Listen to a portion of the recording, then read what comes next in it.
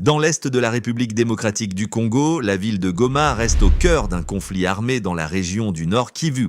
Située près de la frontière avec le Rwanda, cette ville stratégique est depuis plusieurs années l'un des points les plus sensibles de l'insécurité dans l'est du pays. Les combats opposent principalement l'armée congolaise aux rebelles du March 23 Movement, un groupe armé actif dans cette région.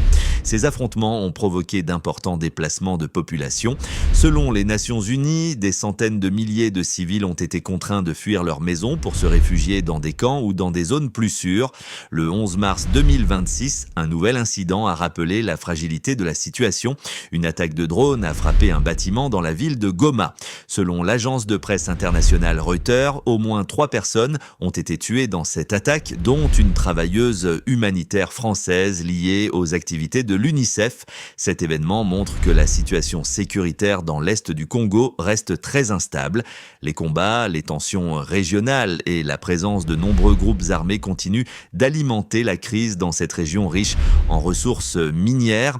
Pendant ce temps, la communauté internationale, notamment les United Nations, appelle régulièrement à une désescalade et à une solution politique pour mettre fin aux violences et permettre le retour de la stabilité dans l'est du pays. Pour les habitants de Goma et des territoires voisins, la priorité reste aujourd'hui la sécurité, la paix et la possibilité de reconstruire leur vie après des années de conflit.